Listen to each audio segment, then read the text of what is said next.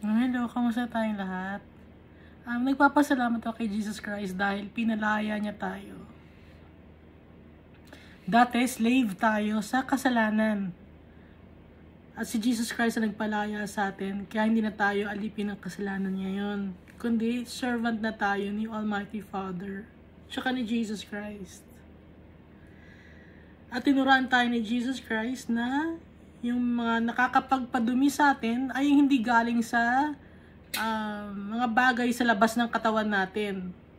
Hindi dahil sa mga pagkain na kinakain natin, kaya tayo nadudumihan, kaya tayo namamatay, hindi dahil sa pagkain. Hindi dahil sa mga maduduming bagay. Kundi namamatay tayo dahil sa yung puso natin ay madumi. Kaya dapat ang gagawin natin,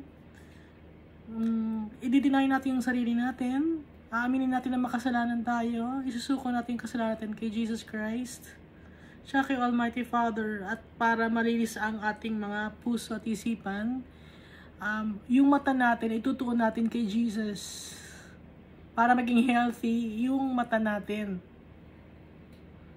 Nilaging makikita natin yung kabutihan ni Almighty Father, at hindi ang makikita natin ay yung mga kasamaan ng mundo na to, yung kasamaan ng ibang mga tao. Hindi yun ang dapat natin makita, kaya dapat maging healthy. Kasi pag puro kasamaan na nakikita natin, unhealthy yung mata natin.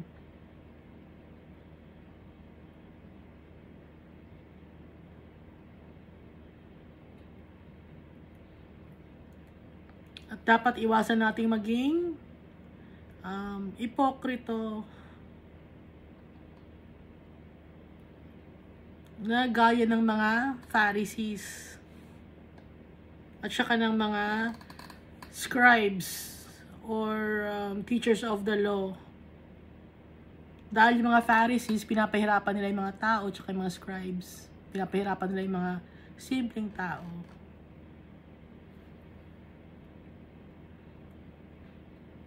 So nakita natin dito na si Jesus nagpagaling ng isang taong bingi at pipe. So, ang ginawa ni Jesus, nilagay niya yung kanyang daliri sa tenga ng lalaki. So, yung daliri inilagay niya sa tenga. Ipinapakita dito na hindi yung bagay na madumi ang patay sa atin. Yun ang ibig sabihin ni Jesus dito, kaya niya to ginawa. At saka nung dumura siya at hinawakan niya yung dila ng lalaki. So, ito yung example na sinasabi ni Jesus, na hindi nakakadumi yung mga, pag hindi tayo naghuhugas ng kamay, tas kakain, hindi tayo dudumi doon. Hindi yung nakakamatay. Ang nakakamatay, yung kasalanan na nasa puso natin. Kaya dapat laging malinis yung puso natin.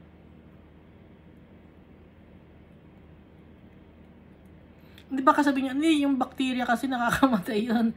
Yung mga parasite, yung tapeworm, parasite, nakakamatay yun, di ba? Physically, nakakamatay.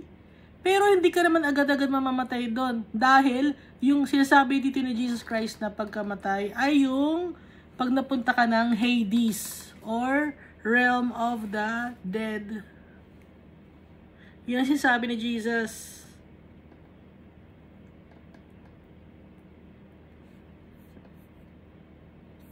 Dahil kung makikita niyo naman natin, from Adam, no?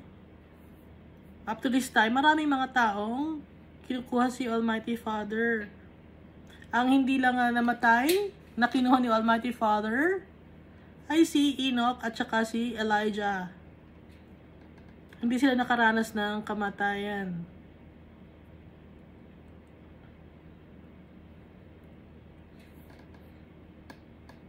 So, dito na tayo sa Mark chapter 8.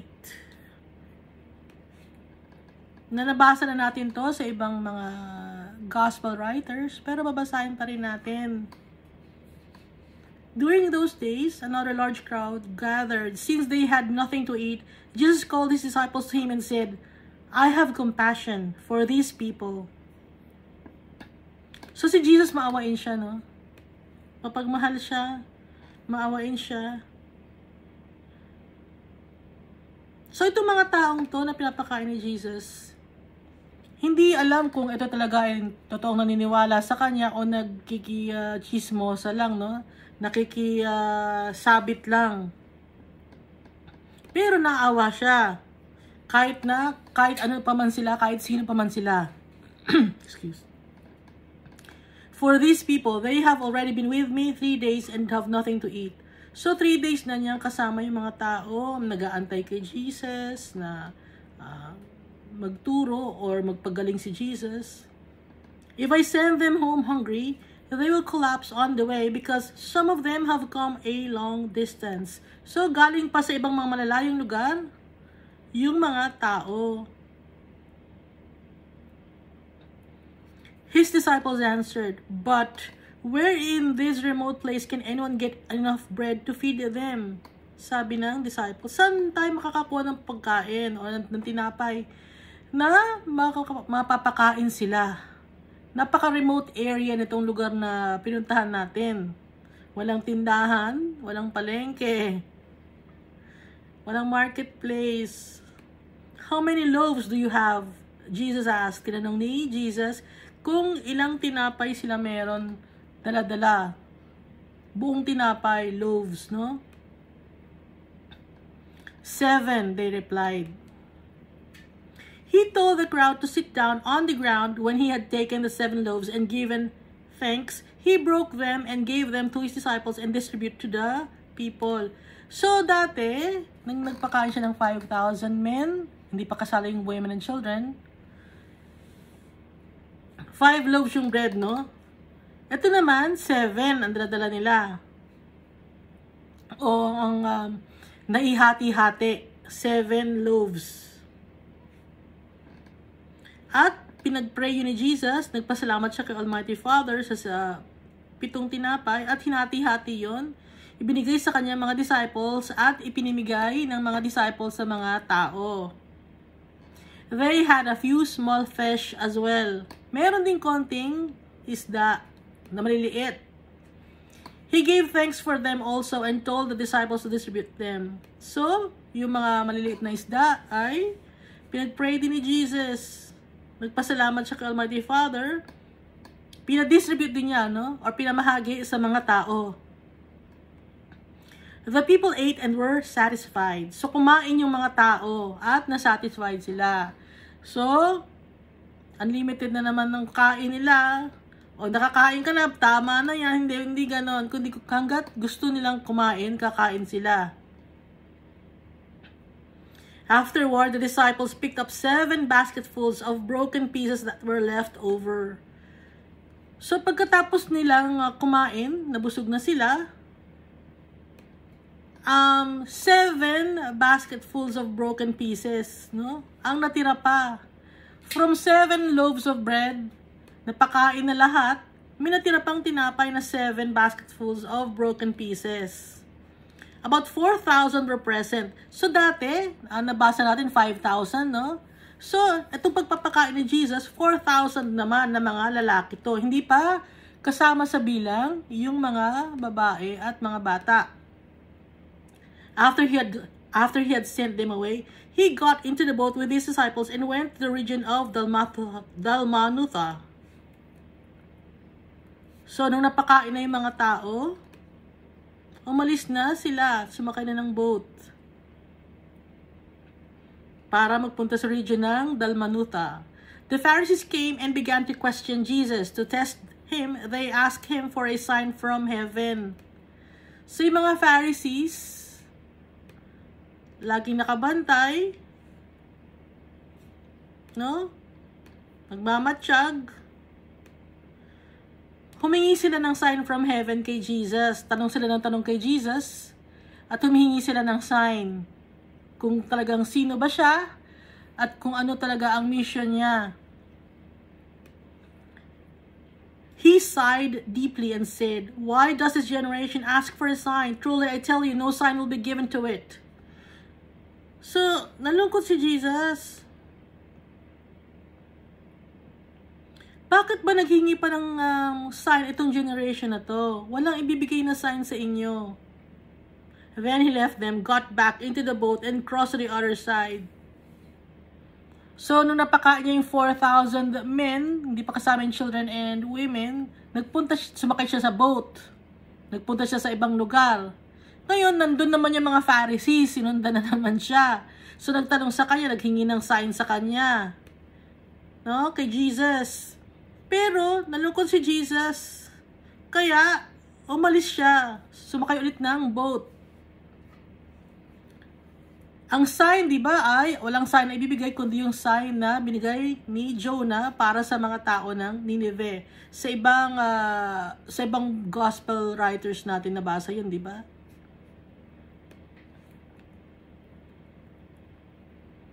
So verse 14, the disciples had forgotten to bring bread except for one loaf they had with them in the boat. Be careful, Jesus warned them. Watch out for the yeast of the Pharisees and that of Herod. Sabi ni Jesus, mag-ingat kayo sa Pharisee, sa mga yeast ng Pharisees at saka nung yeast ni Herod. Ano yung yeast na yon? Yun yung hypocrisy. They discussed this with one another and said, it is because we have no bread. Kaya ba nagsasabi si Jesus tungkol sa yeast na mag-ingat tayo kasi wala tayong dadalang tinapay? Sabi ng mga disciples. Aware of their discussion, Jesus asked them, why are you talking about having no bread? Bakit kayo nag-uusap ng tungkol sa tinapay? So aware si Jesus lahat sa mga usapin or pinag-uusapan ng mga disciples niya. Do you still not see or understand? Are your hearts hardened? Hindi niyo pa rin ba nakikita at naiintindihan? Tumigas na ba ang inyong mga puso? Do you have eyes but fail to see? Meron kayong mata pero hindi nyo nakita. And ears but fail to hear. At meron kayong tenga pero hindi nyo nadinig. And don't you remember, hindi nyo ba nyo tatandaan when I broke the 5 loaves for the 5,000? How many basketfuls of pieces did you pick up? Tinanong na Jesus, yung unang nagpakain siya sa tao ng 5,000 people. Ilang basketfuls ang natira? Ang sagot ng disciples ay 12. And when I broke the 7 loaves for the 4,000, how many basketfuls of pieces did you pick up? Sabi ni Jesus. They answered 7. He said to them, do you still not understand? Hindi niyo pa rin ba naiintindihan na hindi tinapay ang pinag-uusapan? Kundi yung yeast ng hypocrisy, yung kasalanan, yung pagiging hindi totoo sa puso. Yung ginagawa mo, hindi siya kapareho ng nasa puso mo. Gumagawa ka kunyari sa panlabas ng kaanyuan mo ng kabutihan, pero sa puso mo naman, iba naman yung nasa puso mo, kundi madumi ang puso mo. Meron kang ibang agenda, meron kang ibang rason kung bakit ka gumagawa ng tama. Hindi bukal sa puso mo yung paggawa ng mabuti.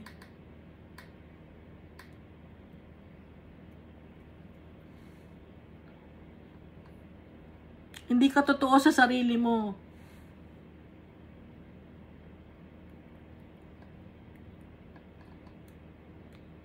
So, laging si Jesus, gusto niya yung puso. Sa puso tumitingin si Almighty Father tsaka si Jesus. Hindi sa mga ginagawa natin. Sa puso tumitingin. Gumagawa ka ng tama, tumutulong ka sa mga mahihirap, tumutulong ka sa kung sino-sino, namimigay ka ng pera, nag-invest ka ng time and effort mo. Pero kung yung puso mo naman malayo kay Almighty Father tsaka kay Jesus Christ, mali yung nasa puso mo, baliwala din yung mga naitulong mo at naibigay mo sa kapwa-tao mo.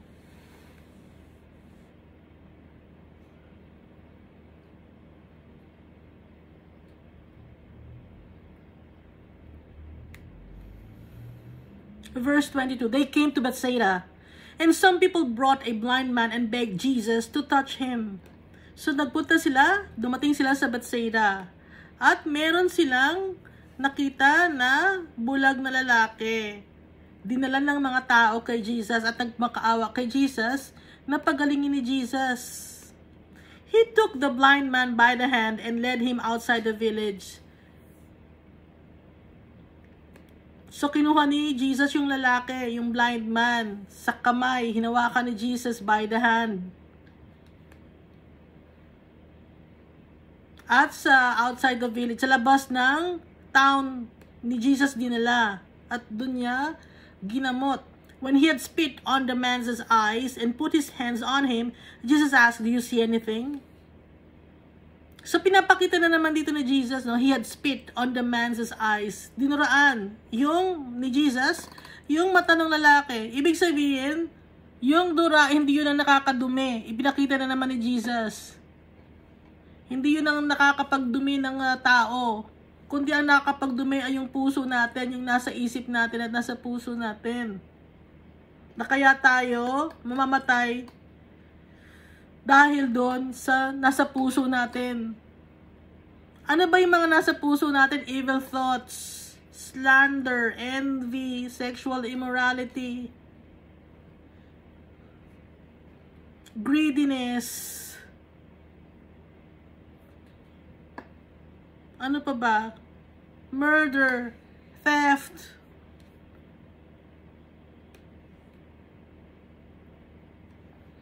Kaya itong bulag na lalaki, pinagaling ni Jesus, dinuraan niya ang mata, put his hands on him. Jesus asked, "Do you see anything?" Sabi ni Jesus, "Nakakakita ka na ba?" Verse 24, he looked up and said, "I see people. They look like trees walking around." Sabi nung lalaking bulag na ginagamot ni Jesus. Once more, Jesus put his hands on the man's eyes. Then his eyes were opened, his sight was restored, and he saw everything clearly. Nilagay ulit ni Jesus yung kanyang kamay sa mata ng lalaki. At binuksan ng lalaki ang kanyang mga mata. Nakita na niya yung nakakita siya ng maliwanag. Jesus sent him home saying, "Don't even go into the village." Huwag ka nang papasok sa village. Umuwi ka na sa inyo. Sabi ni Jesus. So, yung blind man ang napili ni Jesus na pagalingin. So, hindi lahat ng tao nung time na to ay pinapagaling ni Jesus, na mimili lang ng tao or meron lang itinuturo si Almighty Father kung sino ang papagalingin ni Jesus. Kasi hindi naman si Jesus gumagawa ng kahit anumang bagay nang hindi ina-allow ni Almighty Father, na hindi siya inuutusan ni Almighty Father. Pati ang mga sinasabi ni Jesus galing kay Almighty Father. Kasi ang mission, alam naman natin ang vision talaga ni Jesus ay hindi ang magpagaling physically ng mga tao nung time niya, kundi pagalingin ang mga tao spiritually. Yun ang main goal, i-share ang good news na dumating na siya, hindi tayo dapat matakot. Verse 27, Jesus and his disciples went on to the villages around Caesarea Philippi. On the way, he asked them, "Who do people say I am?" So, nagpunta sila sa village ng malapit sa Caesarea Philippi. Ngayon, tinanong niya yung kanyang mga disciples, "Who do people say I am?" Sa tingin niyo, sino ang ako? Anong sabi ng mga tao sa akin kung sino ako? Sabi ni Jesus, they replied, "Some say John the Baptist." Yung iba sabi, ikaw raw si John the Baptist. And others say Elijah. Yung iba naman sabi, ikaw daw si Elijah. And still others, one of the prophets. At yung iba pa sabi, ikaw daw isa sa mga prophets or propeta. "But what about you?" he asked. "Who do you say I am?" Pero kayo, sino sa tingin niyo ako? Peter answered, "You are the Messiah." Jesus warned them not to tell anyone about him. At saka sa ibang verse, ang nakalagay doon ay, "Nalaman mo na ako ang Messiah dahil sinabi sa iyo ni Almighty Father."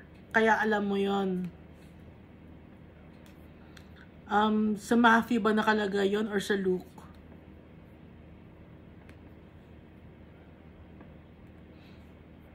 At pinagsabihan niya yung kanyang mga disciples na huwag sabihin sa mga tao or kahit kanino na siya ang Messiah. So ngayon, alam na natin na Messiah si Jesus dahil umakyat na siya sa langit. So after niyang umakyat ng langit, inalaw na ni Jesus na ipagsabi sa mga tao na siya ang Messiah. So verse 31, He then began to teach them that the Son of Man must suffer many things.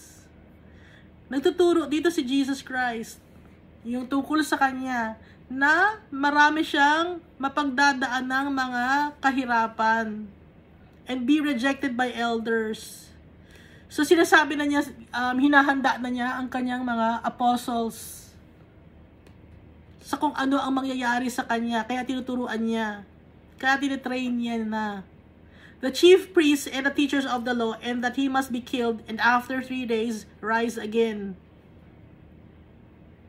So maraming magre-reject kay Jesus, sinasabi niya sa kanyang mga apostles or disciples. Ire-reject siya ng mga elders, ng mga chief priests, ng mga teachers of the law, scribes, at siya ipapatayin, at after 3 days, siya ay mabubuhay ulit. So, nung namatay si Jesus Christ, 3 days siyang nawala, diba? So, after 3 days, nabuhay siya. Yung 3 days na yun, nasa heart siya ng earth. Asan yung heart ng earth? A Garden of Eden. Doon nagpahinga si Jesus. Up to now, hindi pa nakikita ang Garden of Eden. Verse 32, He spoke plainly about this, and Peter took him aside and began to rebuke him.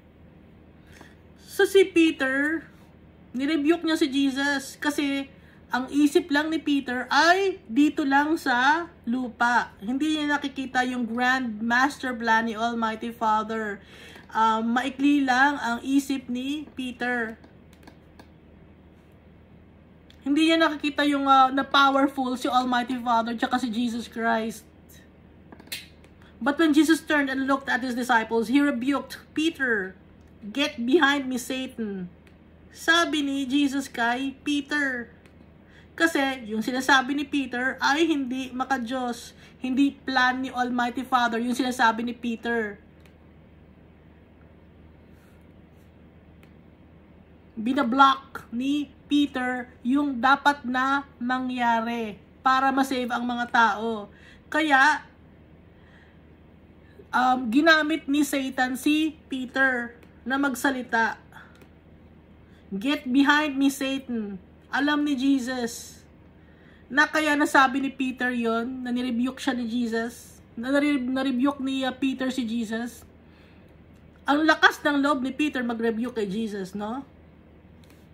Kaya nga, get behind me, Satan. Hindi niya nakikita na walang ginagawang mali si Jesus, walang sinasabing mali si Jesus, pero pinagsabihan siya ni Peter. Hindi alam ni Peter na ginamit siya ni Satanas.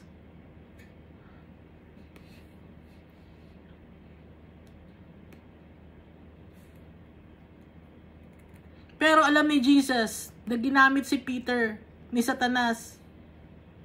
You do not have in mind the concerns of God, but merely human concerns. Ang isip mo lang ay para lang sa human concern. Pero yung isip ni Almighty Father, hindi mo alam. Kaya, get behind me, Satan. Kasi pag human concerns, dito lang sa mundo na to. Yung dito sa mundo na to, alam naman natin ang naghahari. Kahit hindi siya nag-create ng mundo na to, ay si Satan. Alam niyo yan, di ba? Na kahit hindi si Satan ang nag-create ng mundo to, siya ang naghahari sa mundo na to. Bakit siya ang naghahari sa mundo na to? Yung mga tao, siya ang pinili, si Satan, ang gumawa ng masama, ang gumawa ng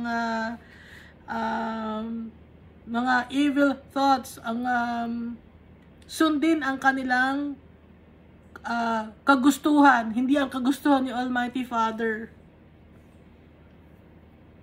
Kung ang sinusunod natin ay ang kagustuhan natin at hindi ang kagustuhan ni Almighty Father, dito lang sa human concern lang tayo, yung pang-earth lang ang alam natin. So kung pang-earth lang ang alam natin, ibig sabihin nun, kay Satan yon.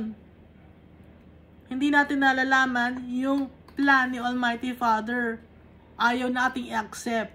Maraming mga tao ngayon dito sa mundo, ayaw nilang i-accept si Almighty Father. Sinasabi nila na fairy tale lang daw.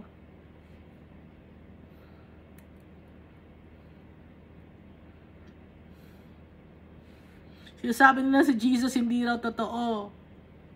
Yung mga miracles hindi raw totoo. Ang nagsasabi nun sa mga tao ay ang demonyo.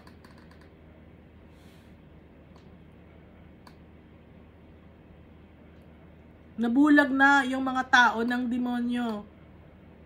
Dahil ang gusto nilang sundin yung sarili nila. Ang gusto lang nila ay dito sa lupa. Ang focus lang nila ay dito sa lupa. Kaya nga, di ba, ang daming tao ngayon na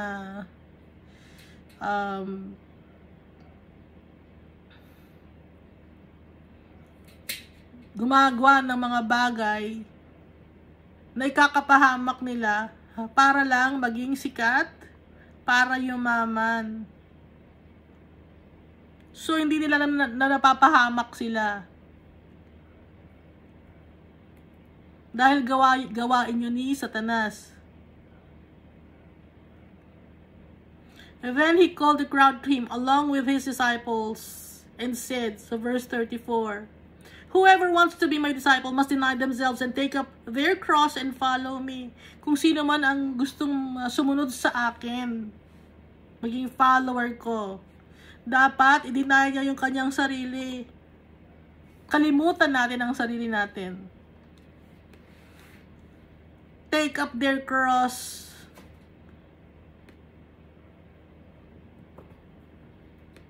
Tatanggapin natin yung mga trials and tribulations and temptations. Iwawaksin natin yun, tatanggalin natin para maging follower tayo ni Jesus Christ, maging kagaya niya tayo. And follow me, sabi ni Jesus. Yung cross na to, mahirap to, no? Ano yung cross ni Jesus na dala? Ang bigat ng cross na dala-dala ni Jesus. Tayo rin, araw-araw may cross tayong dinadala. Yung mga problems natin, dinadala natin. Pero ibibigay natin kay Jesus yon dahil yung load niya ay light. Pag si Jesus ang nagdala. At i-deny natin ang sarili natin. Paano ba i-deny yung sarili natin? May mga bagay tayo sa mundo na gustong gawin. Gusto nating mang-away ng tao. Gustong magnakaw. So, para kay yumaman, ang gagawin, may mga ganun na, para kay yumaman, halimbawa reporter ka, para yumaman ka, isa kang reporter, para sumikat ka, ang gagawin mo ngayon, maninira ka ngayon ng tao, sisikat ka ngayon, maraming maniniwala sa'yo, marami kang magiging tagapagsunod, pero nanira ka ng tao, para lang masunod ang gusto mo, na magkapera at yumaman. Nagsasabi ka ng mga bagay na sinungaling para ka yumaman. Hindi mo dinedena yung sarili mo.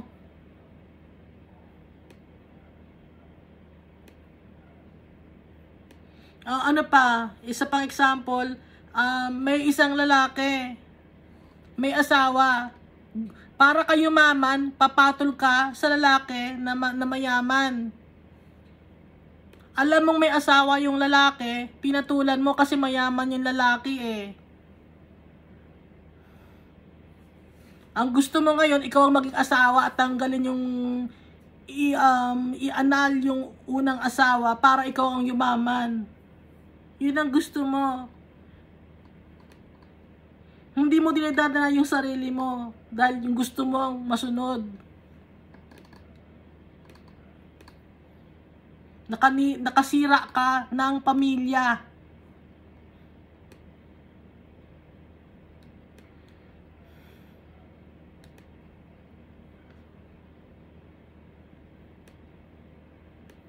Maraming mga example.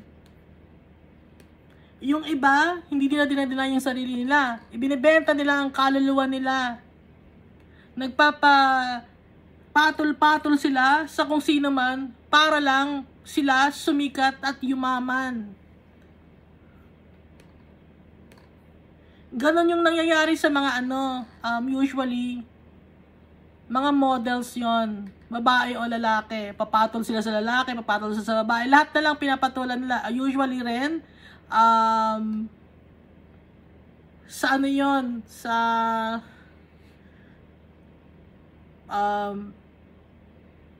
yung kung gusto mong maging artista, ganun ang ginagawa.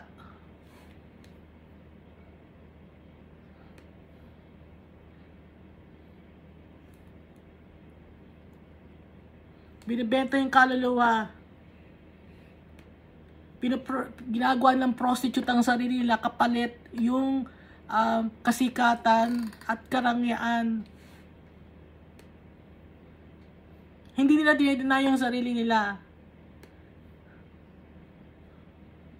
Bagkus inaalaw pa nila yung sarili nila na malugmok sa kaputikan. Hindi ganoon ang turo sa atin ni Jesus. Whoever wants to be my disciple, kung gusto natin maging followers niya, yung mga bagay na gusto natin, aalisin natin. Yung mga bagay na mga worldly things, tatanggalin na natin. Take up our cross. Bubuhatin natin yung cross natin. And follow Jesus. Dahil si Jesus, ang ating example. Gito ang ginawa ni Jesus. Tinanggal niya yung kanyang pagka-Diyos. So, nandito siya sa lupa.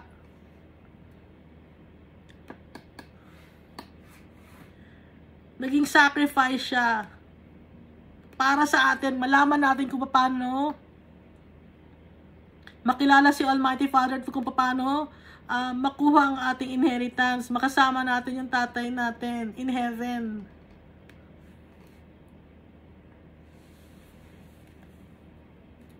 Hindi tayo mananakit ng tao. Mamahalin natin yung tao. At mamahalin din natin si Almighty Father. Kasi doon nag-uumpisa ang lahat eh. Una muna dapat mahalin natin si Almighty Father para yung kasalanan hindi natin gagawin. Kasi mahal natin si Almighty Father, ayaw nating masaktan ng tatay natin eh. Ngayon, mamahalin natin yung kapwa-tao natin. Hindi tayo maninira ng kung sino mang tao kasi mahal natin yung kapwa-tao natin. Kaya nga i-deny natin yung sarili natin dahil mahal natin yung tatay natin at yung kapwa-tao natin.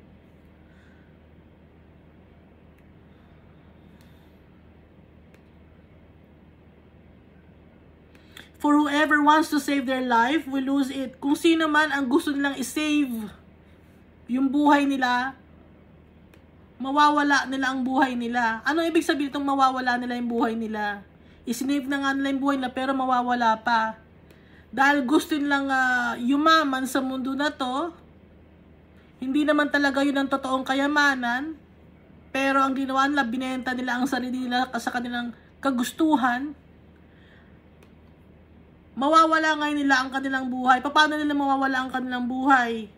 Sa eternal damnation in Hades. Malulose nila ang life nila. But whoever loses their life for me and for the gospel will save it. Kung sino man ang mawawala ang buhay para kay Jesus, kakalimutan natin yung sarili natin, masisave yung buhay natin. Isisave tayo ni Jesus Christ siya ni Almighty Father dahil yung ang ginagawa natin ay naayon sa kagustuhan ng tatay natin at ni Jesus Christ.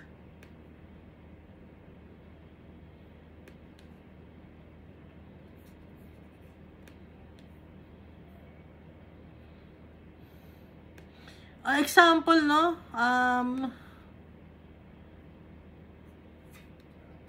Yung mga drunkards, okay? Sunod-sunod nila yung pagkauhaw nila sa alak. Dapat, i-deny nila ang kanilang sarili ng alak. Yung iba pa, nag-slander, i-deny dapat ang kanilang sarili na mag-chismis ng tao.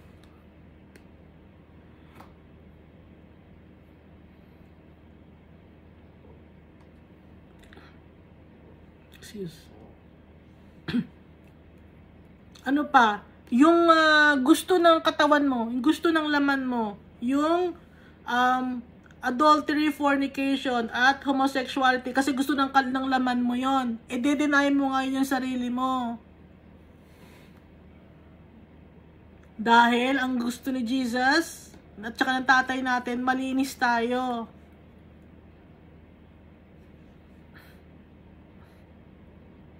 Excuse. What good is it for someone to gain the whole world, yet forfeit their soul? Ano bang maganda na nag-gain mo nga ang buong mundo, pero yung kaluluwa mo naman nawala, naibenta mo na. Ganun nangyayari sa ibang mga tao. Ibinenta nila ang kanilang kaluluwa na. Yung sometimes, no, sabi na, hindi ko naman ibinenta. Hindi mo nga ibinenta, pero yung gawa mo, same na rin yun ng pagkakabenta mo ng kaluluwa mo. Kasi masinunod mo yung sarili mo eh. Sinunod mo yung laman mo. Or what can anyone give in exchange for their soul? Ano ba ang may bibigay natin kapalit ng ating kaluluwa?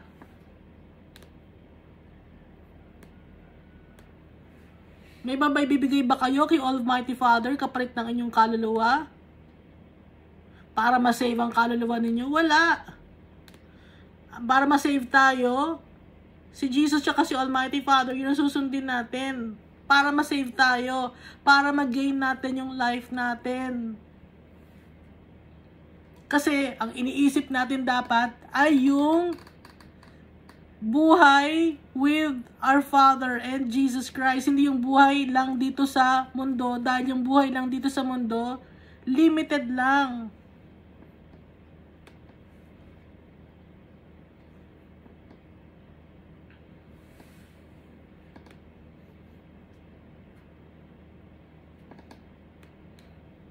If anyone is ashamed of me and my words in this adulterous and sinful generation, the Son of Man will be ashamed of them when he comes in his Father's glory with the holy angels. Kung sino man ang kinakahiya, si Jesus Christ at yung kanyang mga salita dito sa makasalanang mundo generation na to, si Jesus Christ din, kakahiya rin tayo sa tatay natin at sa mga angels, sa mga nasa heaven. Ikakahiya tayo. Hindi tayo tatanggapin. Kaya sinasabing adulterous generation. Sasabihin nyo, hindi naman ako nag-commit ng adultery. Nagchichismis lang ako. Hindi naman ako nag-commit ng adultery. Yung adultery lang kasi, hindi lang ito yung sexual immorality, kundi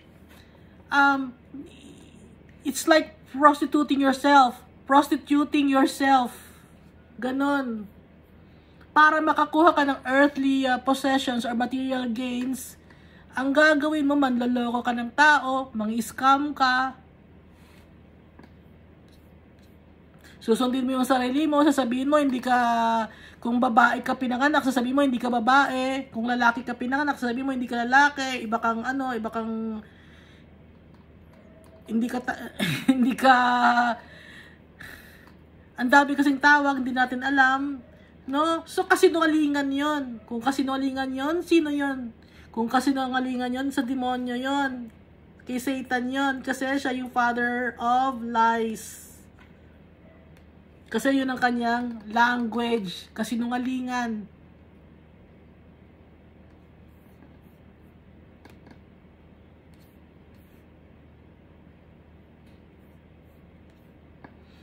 Kaya yung tatay natin, lagi nating susundin.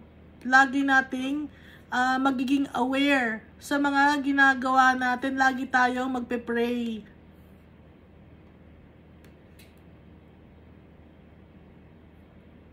Dito na tayo sa Mark chapter 9. And he said to them, truly I tell you, some who are standing here will not taste death before they see that the kingdom of God has come with power.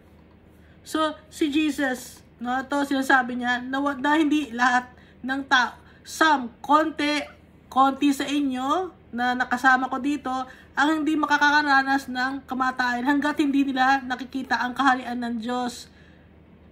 So, sino yung kaharian ng Diyos? Bumaba dito sa lupa, si Jesus Christ yun, representing the Almighty Father. Walang representative si Jesus, no, dito sa lupa. Kasi buhay naman si Jesus, eh. So, yung mga nagtuturo sa inyo, mga teachers yon nagtuturo sa inyo. Pero, hindi sila representative ni Jesus. Kasi si Jesus, ang representative ay ang Holy Spirit. Diba ang pinababa ni Jesus Christ, ang Holy Spirit para sa atin. So, hindi yung mga teachers nyo or leaders ninyo ang representative ni Jesus Christ. Dahil buhay si Jesus Christ. At kung meron mang nag-guide sa atin, ayun ay ang Holy Spirit.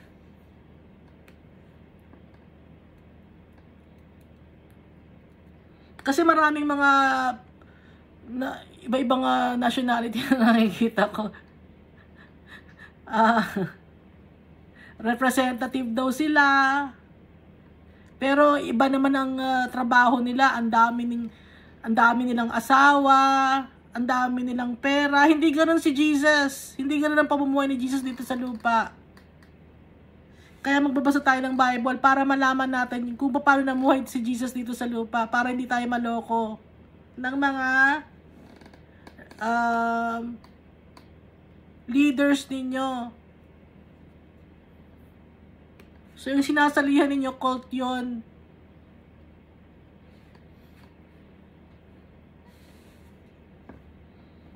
Bakit cult nasabi? Dito lang sa bansa na, dito lang sa Pilipinas yung itinatag yung ano ninyo. Dito lang sa Pilipinas itinatag.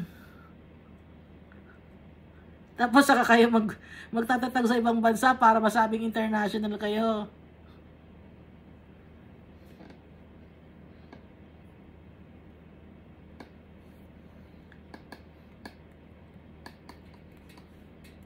Kaya natatawa ako kasi nakikinig kayo doon sa cult leader ninyo. Hindi kayo nag-iisip mabuti. Hindi kayo nagpe-pray, hindi kayo nagbabasa ng Bible. Ang binabasa nyo lang yung leaflet, yun lang lagi nung binabasa, yung turo sa inyo ng leader ninyo. Pero yung pagbabasa ng Bible, ayaw ninyo. Ba't ayaw nyo magbasa ng Bible?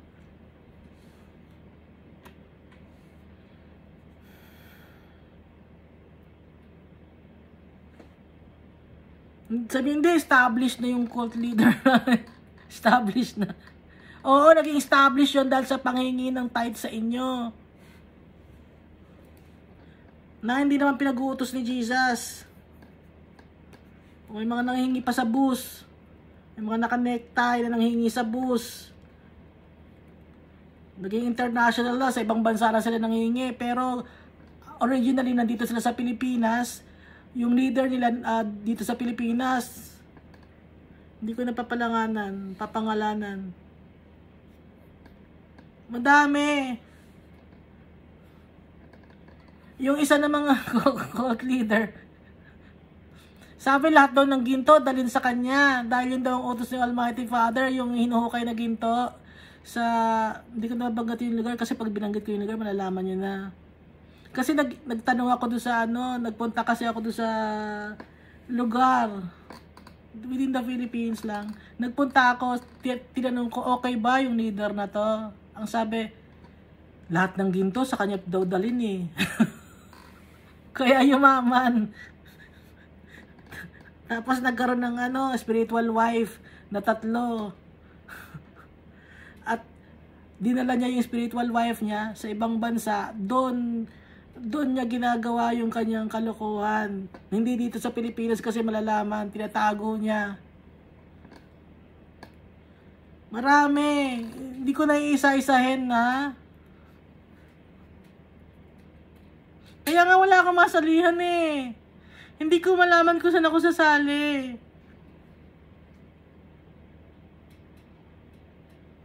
Tapos yung iba pa, sasabihin, tawagin mo si ayun, yung madaming dapat na tawagin. Bakit madaming dapat na tawagin? Si Jesus lang sapat na. Nagpakain nga si Jesus ng 5,000 men na hindi pa kasama yung women and children. Sapat na si Jesus. Nagpakain pa siya ng 4,000 men, hindi pa kasama yung children at saka yung women. So, hindi pa ba sapat sa inyo yon? Na si Jesus nagpakain ng madaming tao? Kung nakukulangan pa ba kayo kay Jesus? Sa kapangyarihan ni Jesus? Na para tumawag pa kayo ng iba-ibang mga pangalan?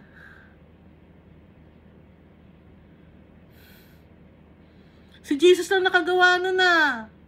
At si Jesus lang nakagawa ng water naging wine.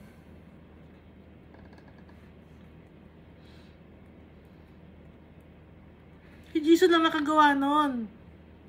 Nakukulangan pa ba kayo sa miracle ni Jesus? Kaya tumatawag pa kayo ng iba?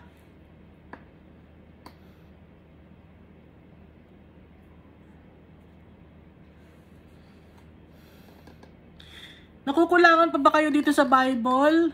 Ha? Nakukulangan ba kayo? Kaya mas pinaniniwalaan yung leader ninyo kaysa sa Bible?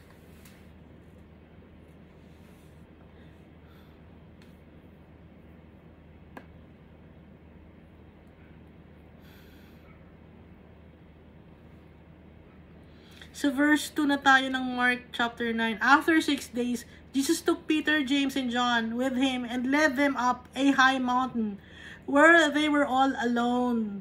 So, sinama ni Jesus, no? Si Peter, James, at saka si John sa mountain. There, he was transfigured before them. Nag-iba ng itsura si Jesus. Nag-transfigure siya. His clothes became dazzling white. Ito pa lang, oh. Hindi pa kayo, nakukulangan pa ba kayo dito sa pag-transfigure si Jesus? Nakukulangan pa ba kayo? Sa power ni Jesus, siya ni Almighty Father? Whiter than anyone in the world could bleach them. Napakaputi ng damit ni Jesus. Nagniningning. Pati siya, nagniningning siya, si Jesus Christ. Nagba-bright. Nagsha-shine. And there appeared before them Elijah and Moses who were talking with Jesus.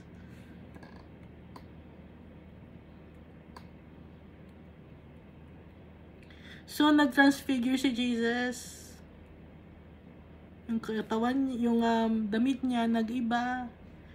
Yung mukha niya nagningning din, yung buong physical body niya nagningning, pati yung damit niya. At doon ay kausap niya si Elijah and Moses. Peter said to Jesus, "Rabbi, it is good for us to be here. Let us put up 3 shelters, one for you, one for Moses, and one for Elijah." Verse 6, he did not know what to say. They were so frightened. Hindi alam ni Peter, James, and John kung anong sasabihin nila kasi nga natakot sila. So, ang nasabi lang ni Peter ay, "Rabbi, teacher, mabuti nandito tayo dahil pwede tayong gumawa ng 3 tulugan. Isa sa'yo, isa para kay Moses, at isa para kay Elijah." So, hindi na naman nag-isip si Peter na kanyang sinasabi. And then a cloud appeared and covered them, and a voice came from the cloud, "This is my son whom I love. Listen to him." So, nag-envelope yung cloud sa kay Peter, James, and John, at saka kay Jesus. Tapos, narinig nila ang boses, "This is my son, siya ang aking anak na mahal ko. Makinig kayo sa kanya." So, si James and John, ang tawag din sa kanila, no, Boanerges. Alam niyo yung Boanerges? Yung Boanerges, Sons of Thunder. Kaya sinasabing Sons of Thunder, si Jesus nagtawag na Sons of Thunder, no? Si James and John, kasi di ba sabi ni James and John, hindi sila pinadaan sa lugar ng mga Samaritan, sa Samaria. Kaya ang sabi ni James and John, "Lord, gusto mo ba tawagin natin ng apoy para tupukin ang mga tao sa mga Samaria?" Kaya yon tinawag ni Jesus na Boanerges, si James at saka si John, Sons of Thunder. Pero nakikita natin na laging kasama ni Jesus si Peter, James, and John. Kasi may plano si Jesus Christ para kay Peter, James, and John. Dahil itinuturo din naman ni Peter, James, and John yung mga nangyayari sa kanila doon sa mga iba pang mga disciples. At saka vocal si Peter. Kahit nagkakaroon siya ng mga blunders, vocal siya. Nagpapasakop pa rin siya kay Jesus Christ. Tapos si James and John ay talagang naniniwala kay Jesus Christ dahil gusto nila sa kaliwa si James, sa kanan si John. Di ba nagsabi yung nanay ni James and John na pagdating sa langit, gusto ng nanay na si James tsaka si John na sa magkabilang gilid yung anak niya, nakatabi ni Jesus Christ. Kaya sa pagkakasabing ganon is alam ni Jesus, ibig sabihin na talagang gusto nila, meron silang faith kay Jesus. Pero may faith din naman yung mga other apostles. Yun nga lang, nalagyan niya napipili si Peter, James, and John na makasama. And then a cloud appeared and covered them, and a voice came from the cloud. This is my son whom I love, listen to him. Suddenly, when they looked around, they no longer saw anyone with them except Jesus. So, bigla na lang na wala na silang ibang nakita, kundi si Jesus na lang. Nawala si Moses, nawala si Elijah. As they were coming down the mountain, Jesus gave them orders not to tell anyone what they had seen until the Son of Man had risen from the dead. So, nung pababa na sila ng mountain, inutusan sila ni Jesus, no? Binigyan sila ng order na huwag ipagsabi kahit kanino hanggat hindi pa nabubuhay from the dead si Jesus, and what they had seen until the Son of Man had risen from the dead. Kaya nga itong Bible, itong Matthew, Mark, Luke, John, after to mag-rise from the dead ni Jesus Christ. So hindi pa nila sinusulat, pero alam nila si Matthew dahil tax collector siya, maganda yung kanyang memory, no? At si John naman, sa puso niya inilalagay yung mga natututunan niya kay Jesus, kaya nakapagsulat siya ng kanyang ng gospel. At saka yung 4 gospel writers ito ay guided by the Holy Spirit dahil kay Almighty Father. They kept the matter to themselves, discussing what rising from the dead meant. So, hindi sila nagsalita kasi hindi nila maintindihan kung ano ibig sabihin ng rising from the dead. And when they asked him, why do the teachers of the law say that Elijah must come first? Sabi ng mga disciples, bakit sabi ng mga teachers ng law yung si Elijah muna ang darating? Jesus replied, to be sure, Elijah does come first and restores all things. Dumating nga si Elijah, nauna siya at nirestore niya ang lahat ng bagay. Why then is it written that the Son of Man must suffer much and be rejected? But I tell you, Elijah has come, and they have done to him everything they wished, just as it is written about him. So, diba, dumating nga si Elijah. Si Elijah, hindi naman siya si John the Baptist, but in the form of Elijah. Na si Elijah ay prophet, gaya ni John the Baptist. So, si John the Baptist ang ipinadala ni Almighty Father in the form of Elijah.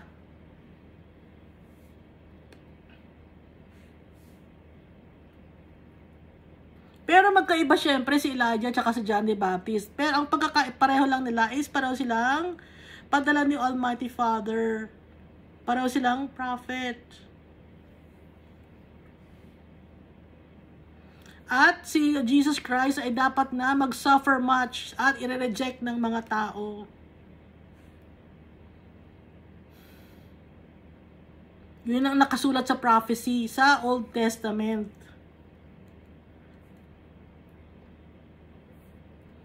So, bago pa man si Jesus ipinanganak, nung na-create ang world na to, kasama ni Almighty Father si Jesus. Alam na ni Jesus na ipapadala siya ni Almighty Father.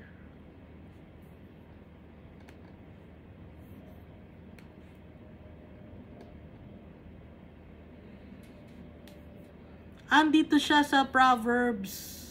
Sa Isaiah. Andito si Jesus. Binabanggit siya ng mga prophets. Wala lang si Jesus pangalan dito sa Old Testament. Pero binabanggit na siya noon pa man. When they came to the other disciples, they saw a large crowd around them and the teachers of the law arguing with them. So, nung pagdating ni Jesus, galing sa mountain, kasama si James and John and Peter, nakakita sila ng malaking crowd na pinagkakagulan yung mga disciples, nakikipag-argue, debate sa mga disciples. As soon as all the people saw Jesus, they were overwhelmed with wonder and ran to greet him. So nung makita ng mga tao si Jesus, natuwa yung mga tao. Kaya tumakbo sila. Nung makita na si Jesus, nagtakbuhan sila papalapit kay Jesus. What are you arguing with them about? He asked. Ano bang pinag-uusapan ninyo? Anong pinag-argue nyo? Pinagdedebatihan ninyo? A man in the crowd answered, Teacher, I brought you my son, who is possessed by a spirit that has robbed him of speech. So may isang lalaki, nagsabi sa kanya, Teacher, dinala ko ang aking anak na lalaki na possessed by a spirit na hindi siya nakakapagsalita. Whenever it seizes him, it throws him to the ground. He foams at the mouth, gnashes his teeth, and becomes rigid.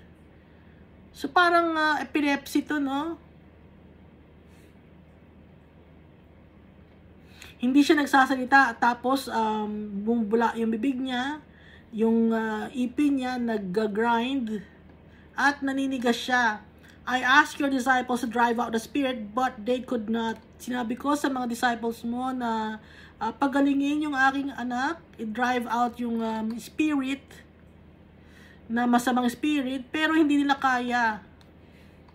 Verse 19, You unbelieving generation, sabi ni Jesus.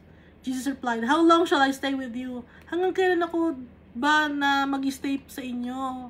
Hindi kayo naniniwala, wala kayong pananampalataya. How long shall I put up with you? Bring the boy to me. Na-frustrate si Jesus.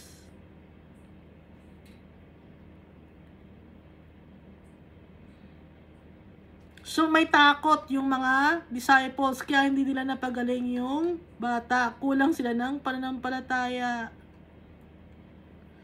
So they brought him. When the spirit saw Jesus, it immediately threw the boy into a convulsion. Kinukumbulsyon yung bata na lalaki nung makita si Jesus, dahil yung spirit na nananahan sa bata, nakita si Jesus, kaya kinumbulsyon yung bata. He fell to the ground and rolled around, foaming at the mouth. Bumubula na naman yung bibig, at saka gumugulong sa lupa. Jesus asked the boy's father, How long has he been like this? From childhood, he answered. Hanggang kailan pa ba siya ganito? Tinanong ni Jesus dun sa tatay.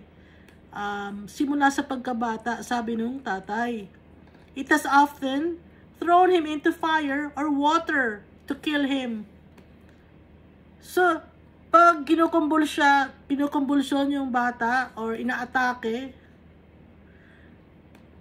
kahit na delikado, gaya ng pagmalapit sa apoy, thrown him into fire or water para imamatay siya. So, bad spirit nga itong nasa bata. But if you can do anything, take pity on us and help us. Kung may kaya kang gawin, maawa ka sa akin, tulungan mo kami. Sabi ng tatay. If you can, tanong ni Jesus, said Jesus, everything is possible for one who believes. Everything is possible, sabi ni Jesus, kung maniniwala tayo. So, lahat ng mga prayers natin, everything is possible kung maniniwala tayo. No? Pero dapat yung paniniwala natin ay in line sa gusto ni Almighty Father tsaka ni Jesus Christ. Dapat maayos yung paniniwala natin, yung mga gusto natin mangyari sa buhay, yung gusto natin yung mga request natin. Kasi everything is possible for one who believes. Sabi ni Jesus. Immediately the boy's father exclaimed, I do believe, help me overcome my unbelief. Sabi ng tatay ng lalaking bata, naniniwala ako, tulungan mo ako na mawala ang aking pagiging hindi mapapaniwalain. Or matanggal ang aking hindi paniniwala. When Jesus saw that a crowd was running to the scene, he rebuked the impure spirit. So marami na namang tao ang nakita niya ng mga tao na magpapagaling si Jesus. Kaya ang ginawa ng mga tao ngayon, takbuhan papunta kay Jesus. Kaya ang ginawa ni Jesus, he rebuked the impure spirit. You deaf and mute spirit, he said, I command you, come out of him and never enter him again. So, nirebuke ni Jesus ang evil spirit. Huwag ka nang papasok sa kanya. Inuutusan kita, lumabas ka sa kanya at huwag ka nang papasok kahit kailan. Spirito ng pagka-bingi at pagiging pipe. The spirit shrieked. Yung bata ang nag-shriek, pero ang totoo, yung evil spirit ang nag-shriek. Subigaw. Convulsing violently and came out. So sumigaw yung bata, pero yung spirit yung sumigaw, yung bad spirit. At kinumbulsyon yung bata ng malakas at lumabas yung bad spirit. The boy looked so much like a corpse that many said, he's dead. So nung nawala yung bad spirit sa bata, para siyang corpse. Putla. At nangihina. At hindi gumagalaw. Kaya sabi ng mga tao, he's dead. But Jesus took him by the hand and lifted him to his feet, and he stood up. Pero ang ginawa ni Jesus, hinawakan niya yung bata. Itinayo niya. Itinayo niya yung bata, tinulungan niyang makatayo. After Jesus had gone indoors, his disciples asked him privately, why couldn't we drive it out? Sabi ng mga disciples, bakit hindi namin kaya na mapadrive out yung bad spirit? Kasi pumasok na si Jesus ng bahay. Hindi natin alam kung kailang bahay siya nagpunta, kung sang indoor to, hindi binanggit. Pero dun siya kinausap ng kanyang mga disciples. Ang sagot ni Jesus, he replied, this kind can come out only by prayer and fasting. Yung bad spirit na yon, yung matinding bad spirit na dumapo dun sa batang yon, ay mapapagaling lang ang bata na yon. Kailangan ng prayer and fasting.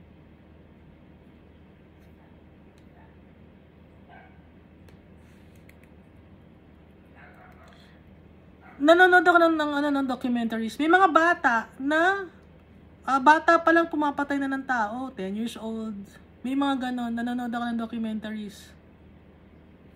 Gumagawa ng bagay na mga masasamang bagay, kahit bata pa lang. Hindi pa sila umaabot ng 11 years old, 12 years old. Nakakagawa na ng kasamaan. 7 years old, gumagawa na ng masama. Nagnanakaw na. Kasi nga, yung bad spirit, tumatalon-talon yan, nakakahawa yan. Kaya lagi tayo magpe-pray. Verse 30, they left that place and passed through Galilee. Jesus did not want to know where they were because he was teaching his disciples.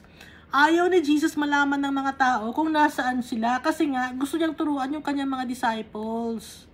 So gusto ni Jesus ng private moments with his disciples. So hindi dapat lahat-lahat na magpapagaling siya ng tao kasi hindi naman yun talaga ang primary purpose ni Jesus. Kaya siya papagaling dahil naawa siya sa mga tao. Pero ang primary purpose is to spread the good news. Kaya tinuturuan niya yung kanyang mga disciples. He said to them, the Son of Man is going to be delivered into the hands of men. So si Jesus dinidescribe niya yung sarili niya kung ano mangyayari sa kanya dito. Na siya ay bibigay sa mga tao. They will kill him. Papatayin siya. And after 3 days, he will rise. But they did not understand what he meant and were afraid to ask him about it. So, pag nagtuturo si Jesus ng tungkol sa kanya, kung anong mangyayari sa kanya, napapatayin siya, and after 3 days, he will rise again from the dead, hindi na nagtatanong yung mga disciples niya. Natatakot magtanong. Kasi baka mangyari na naman yung kay gaya ng ginawa ni Peter, na nire-rebuke niya si Peter. Ay, si Peter pala, may Kaya natatakot nang magtanong ngayon yung mga disciples niya, kasi natatakot kung ano na, baka mali ang masabi nila. Kaya nagiging careful sila. Kaya hindi sila nagtatanong.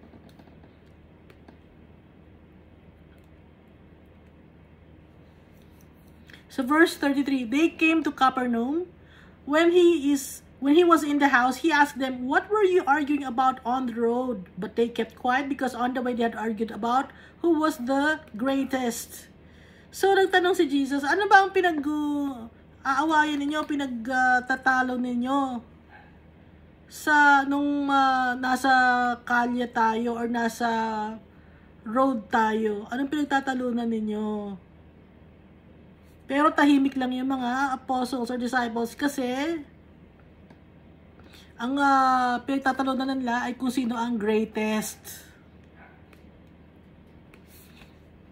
Kung sino ang pinakamagaling sa kanila ng mga disciples.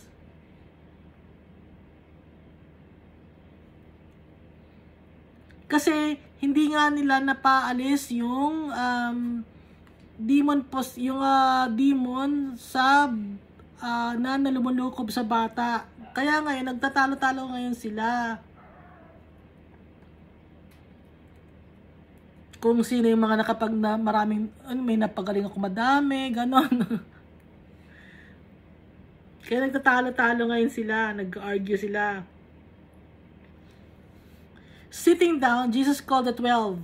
Yung kanyang mga apostles, and said, "Anyone who wants to be first must be the very last and the servant of all." Kung sino ang gustong mauna, dapat siya ang mahuli at maging servant ng lahat.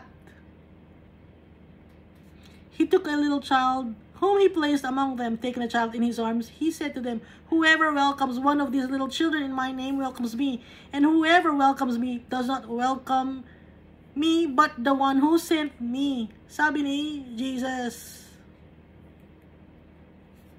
So, sino ang greatest?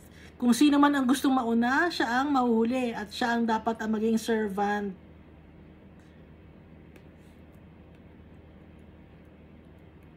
So, maging mapagkumbaba.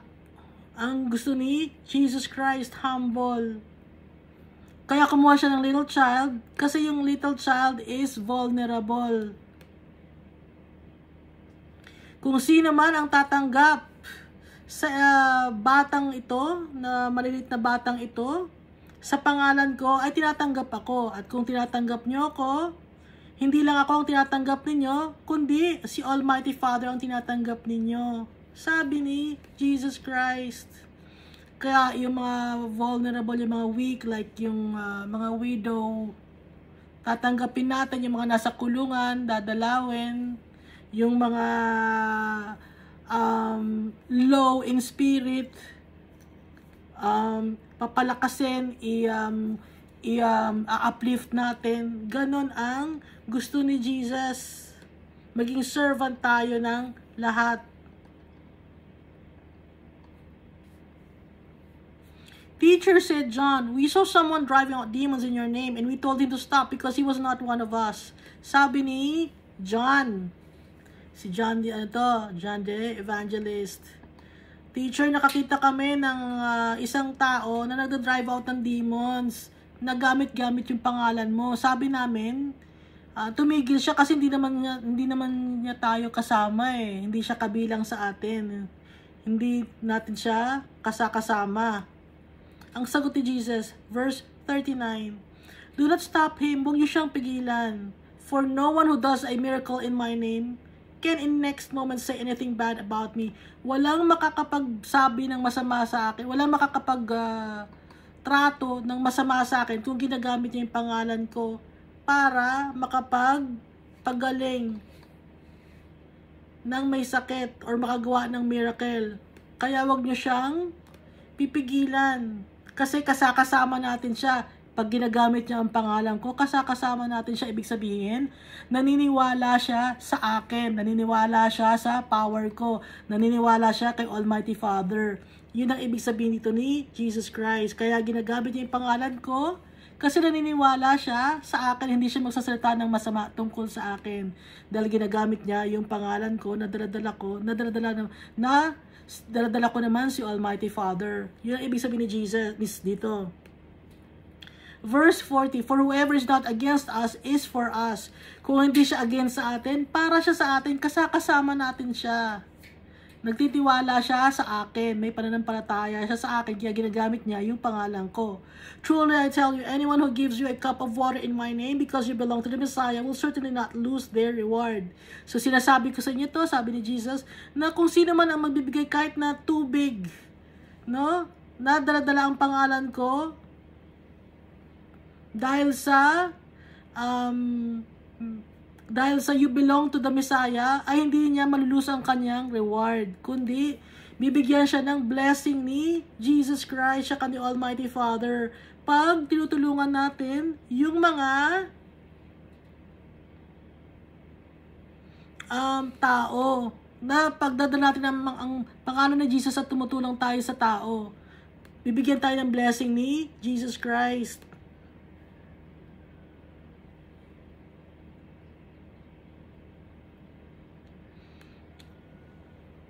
Ang binabanggit dito ni Jesus, yung kanyang mga apostol. Halimbawa, kayong mga apostol, may nagbigay ng tubig sa inyo. Dahil sa nabibilang kayo sa akin. So yung tao na nagbigay ng tubig sa inyo, hindi niya malulusan kanyang reward, bibigyan siya ng blessing dahil kayo ay nabibilang sa akin. Ibig sabihin, tinatanggap kayo ng mga tao. Pag tinatanggap kayo ng mga tao dahil kabilang kayo sa akin, magkakaroon ng blessing yung tao na yon dahil naniniwala sila sa pangalan ko. Yun ang ibig sabihin ni Jesus dito. Dahil yung kanyang mga apostol, ang dala ng mga apostles ay ang pangalan ni Jesus Christ. Verse 42, if anyone causes one of these little ones, those who believe in me, to stumble, it would be better for them if a large millstone were hung around their neck and they were thrown into the sea.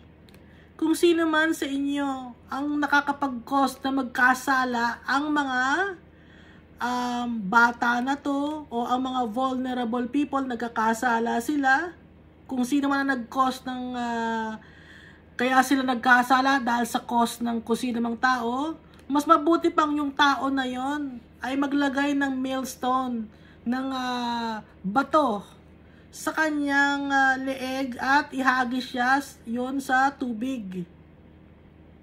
Ihagis yung tao na may bato sa leeg, sa tubig, malulunod yung tao na yon.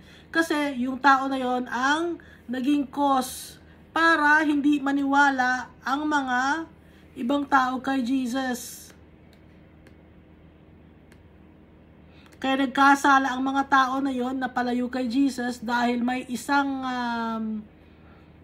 tao ang gumawa ng mali.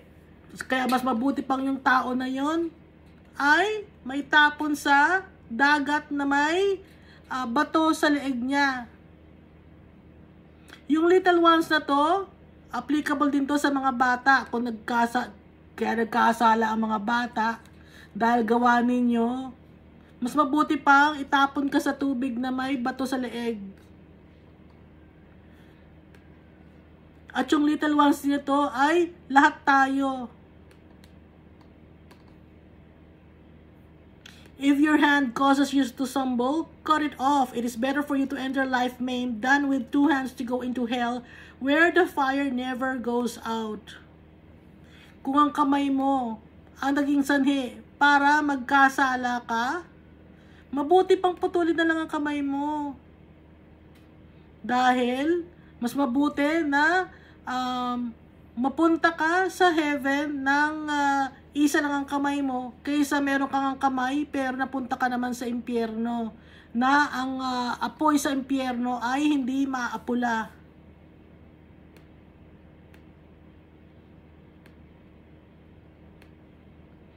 Ang example na to, no? If your hand causes you to stumble, cut it off. Hindi naman ito yung sasaktan mo yung sarili mo. Hindi ganon. Example, gumawa ka ng kasalanan. Tapos, nakulong ka.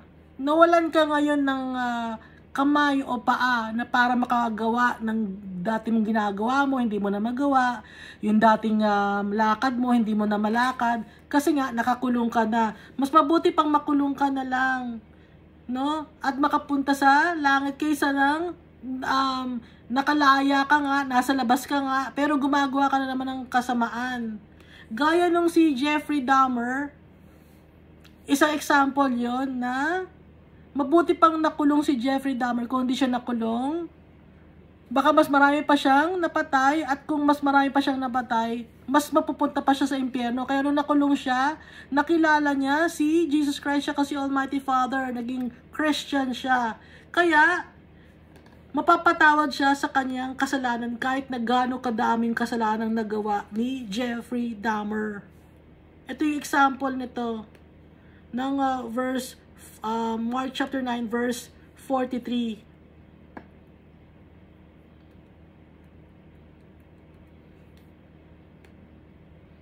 Tapos itong sa example ng verse 42 is may isang bata na naging isang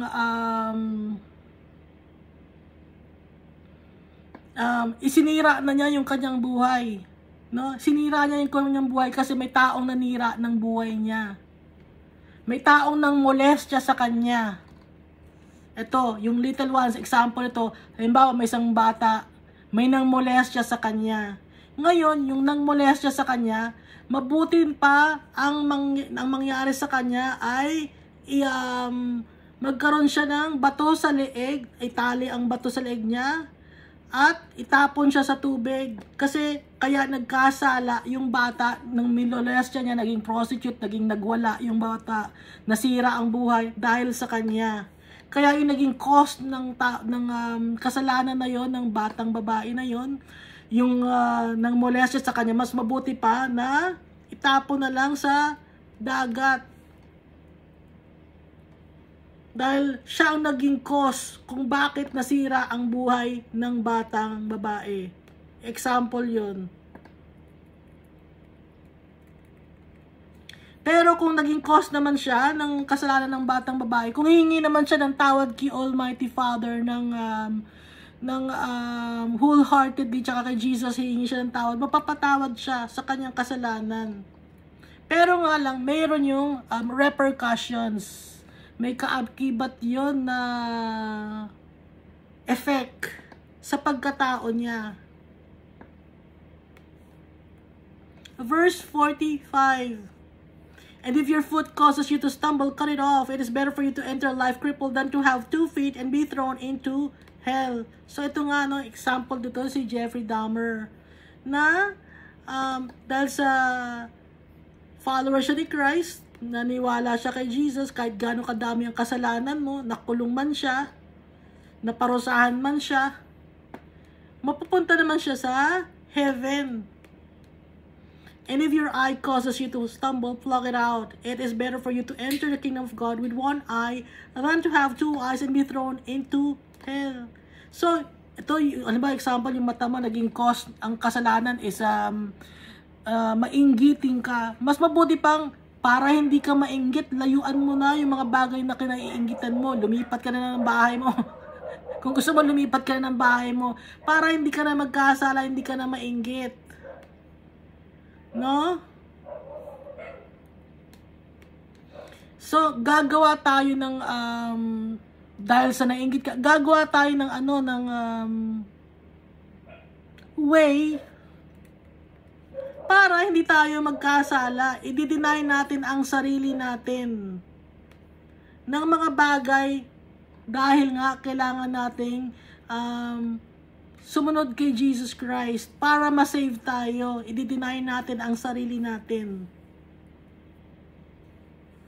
We will take up our cross para sundin natin at si Jesus Christ, sundan natin yung yapak niya.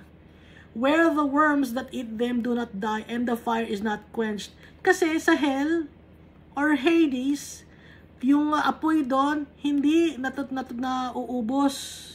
At saka yung uod sa impyerno, hindi namamatay. So buhay ka pa, sa impyerno, yung soul mo, aware ka, no? Kasi yung soul mo buhay yun. Kasi nga hindi naman talaga tayo namamatay, kundi it's either sa heaven ka or sa hell ka. So sa hell, kahit namatay na yung physical body mo, sa hell, yun ang second death kasi wala ka ng pag-asa ron, nandun ka na lang. So aware ka na may mga uod na or bulate na didikit sa'yo. At yung apoy doon ay hindi namamatay. Ngayon, mainit ngayon. Di ba mainit ngayon? Ayaw nating mainit. Kaya hindi tayo dapat pwede mapunta sa impyerno. No? Takot na takot pa naman tayo sa init, di ba? Ayaw natin na mainitan tayo. Ay, may araw. Ayoko na mas maaraw.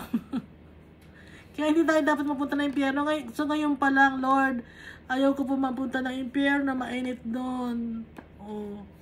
Kasi yung apoy doon ay hindi na tutupok, hindi na naapula. Everyone will be salted with fire. Lahat dadaan sa apoy. Anong ibig sabihin itong lahat dadaan sa apoy? Lahat tayo dumadaan kailangan sa apoy para malaman kung totoo tayo o hindi. Di ba yung gold, nagkwento na ako dati, yung gold, para lumabas yung kanyang pagka-gold, dumadaan siya sa apoy. Nare-refine siya. So, kailangan tayo, as followers of Christ, ma-refine din tayo by fire. Kaya, yung mga cross natin, is like a fire also. Yung mga pinagdadaanan natin, fire yun, trials, tribulations, temptations, para yung apoy sa atin, dumadaan tayo ron, para lumabas yung totoong kinang natin, makita ni Almighty Father, yung puso natin, na totoong para sa Kanya, na sinusunod siya.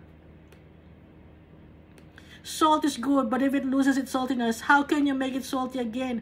Have salt among yourselves, and be at peace with each other. Utos to ni Jesus Christ. Yung salt, mabuti siya. Pero pag nawala na yung alat ng salt, ano na ang maganda sa salt? Di ba itatapon na lang? Tayo ang salt of the earth. Have salt among yourselves and be at peace with each other. Be at peace with each other. Huwag makikipag-away. Na? Huwag makikichismis. Huwag maninirang puri. Huwag magnanakaw. Huwag manira ng tao. Huwag manira ng buhay ng tao. Huwag manira ng pamilya. Huwag manira ng pagkatao. Huwag i-prostitute yung sarili natin. Huwag tayong manloko ng kapwa-tao. Huwag nating sirain yung pagkatao natin. Dahil pag gumagawa tayo ng sexual immorality o adultery, ang pagkatao, ang sarili natin ang sinisira natin.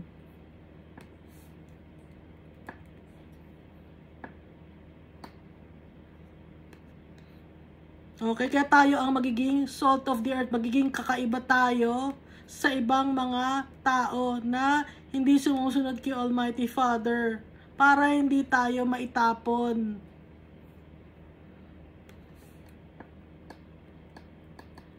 Lagi natin susundin yung tatay na, ay haba na pala. Umamatay sa kalat kalate. Susundin natin lagi yung tatay natin. Hihingi tayo ng tawad sa kanya. Lalapitan natin lagi siya. Kakausapin natin lagi siya. Magbabasa tayo ng Bible. Pagising natin. At pagtulog natin. Hindi madali maging isang followers ni Christ. Mahirap. Pero i-deny natin yung sarili natin. Kung talagang mahal natin yung tatay natin. Kung talagang mahal natin si Jesus. Kung talagang gusto natin silang makasama. At kung talagang alam natin na yung buhay natin dito ay hindi to permanent. temporary lang tayo dito sa mundo na to. Kaya tinuturuan tayo ni Jesus Christ kung ano ang tama para ma-save tayo, para makuha natin ang inheritance natin. Para hindi tayo mapahamak dahil mahal na mahal nila tayo. Yun ang ending lagi mahal na mahal tayo ni Almighty Father tsaka ni Jesus Christ. Kaya ginagawa nila, lahat na ginawa na nila. Wala na tayong gagawin. Ano ba bang gagawin natin? I-deny lang natin yung sarili natin. Tatanggapin natin yung ating cross. Dahil ang ginawa ni Jesus, dininahin niya yung sarili niya. Tinubad niya yung kanyang pagka-Diyos nung bumaba siya dito sa lupa. At He took up His cross. So, ganun din ang gagawin natin. Kaya si Jesus ang ating sample. Lagi kong inuulit-ulit. Hindi madali. Pero darating ang time na makikita natin na yung pagod natin, yung hirap natin, it's worth it. It'll be worth it. Dahil yung kayamanan ni Almighty Father tsaka ni Jesus Christ, sila ang ating kayamanan. At hindi na tayo maghihirap pa. Dahil ayaw ng tatay natin na mahirapan tayo. Dito lang tayo sa mundo nahirapan kasi nga kailangan nating dumaan sa fire para malaman ni Almighty Father kung worthy ba tayo na makasama sila in heaven. Para malaman ni Almighty Father kung talagang mahal natin sila. Kung talagang mahal natin yung tatay natin. Kung talagang kinikilala natin yung tatay natin. Na tatay natin. Thank you and God loves us all so much.